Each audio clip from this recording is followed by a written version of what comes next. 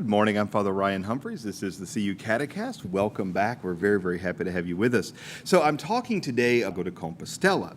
Now, just to set the stage for a very, very brief sense, we're talking about the northern part of Spain, really just kind of the top. So this is the northern part. This is a mountainous region, and historically, the Romans got there as early as they could. Lots of silver, lots of high-value metals in the northern part of Spain, and so from a very, very early on, the Romans, prior to the birth of Christ, had set up shop and had created the province of Hispania.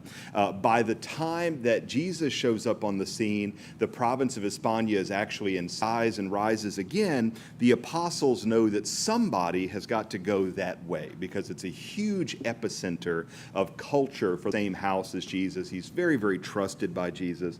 And so St. James is going to spend about a year around Jerusalem, kind of them getting their act together. And then he heads to Spain and begin doing ministry around 30 AD, something like that.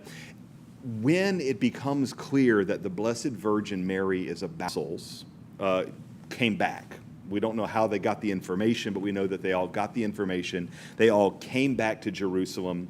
And so it was, and we know that St. James was, for whatever reason, martyred in what we would call the Middle East. And yet we know too that in Jerusalem, body off the wall of Jerusalem down into the valley below, and his disciples, that is the people, he was kind of his entourage of ministry. We fast forward now to the 900s or so. And I want to say it's the 900s because I always get a little confused when we talk about the 10th century versus the 8th century and those kind of things. But somewhere in the 900s, there is a simple little monk who is from the south, has had an Islamic in the 500s, and so we have these little castily peopled by folks who we would call Celts and basically the folks of Ireland and Scotland, if you can imagine.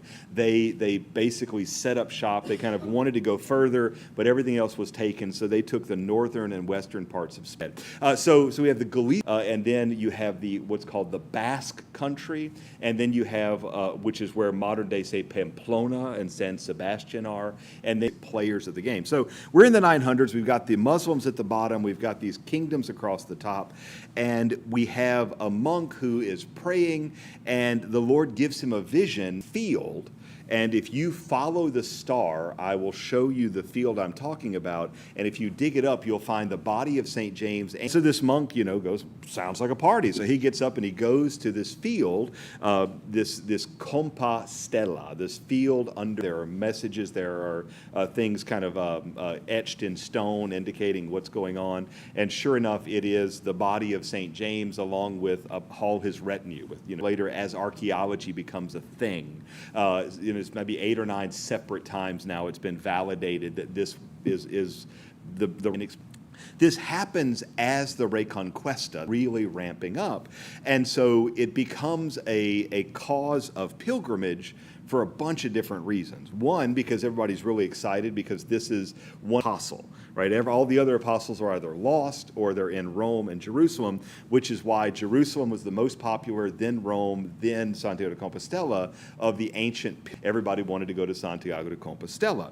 And so that kind of plays out. The Reconquista is successful, Spain is reconquered, and the pilgrimage remains a big deal, and the Camino starts to become less and less popular until, bizarrely, the mid-1970s, when a priest who is assigned to a relatively small parish called Ocoto says, look, there's this Camino, this ancient trail. People have been using this thing forever and ever. Its popularity's fallen off.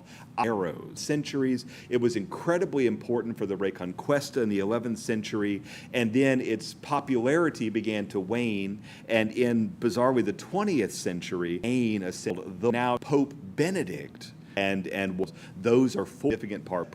What we would call tends to be used as a 70s and 80s.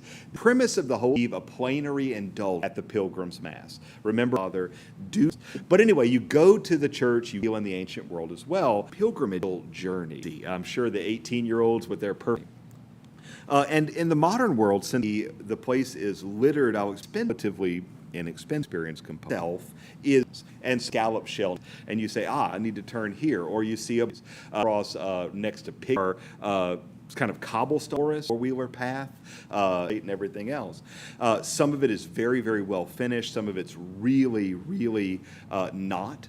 But the the best quality walking along the experience of the Camino, the other that has the same meaning as pension, a kind of like a bed and breakfast type situation where instead of private rooms, it's bunk beds and bunk rooms. There's a shared bathroom, shared meal or snack that's offered there. Nice is if that's the cheap way to make a vacation, especially if you already live in Spain or England or Italy or Germany, and all you're talking about is $100 train for very, very finding out who they are, historic or cultural. Ask this at the end, which is how we know that information. In the course of walking with a group of people, chocolate cake, conversations that otherwise I ask about things and say, oh yes, and so the Camino is so much fun. Ordinary human time. 6 and 8 for breakfast.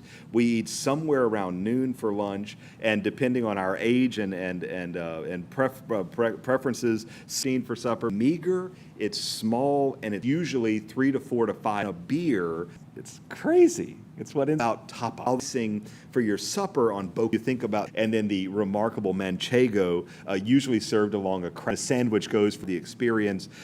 As is here a little bit fast of the Camino are you have to get this special at least every day. This is a nod sort, which is a Spanish word that means the last 100 kilometers. The first time I was injured, practical, a few little other things about there. The very, very had that has of course the churchments, and the cathedral itself has an grill on the feet. The incenser stands about 5'8" from the ground. It hangs on a rope that is about 2.5 inches, 1400s. Engineers trying to figure out how to build a gigantic censer that you put about 10 pounds of, a pound of incense. They have this giant lathe thing, and they kind of arrange themselves with these big church. So it goes. The original reason for it, besides the fact now hard, and every time I've been walking, just incenser on the planet, really apostle, pilgrims would. This is a rich archbishop who built all this.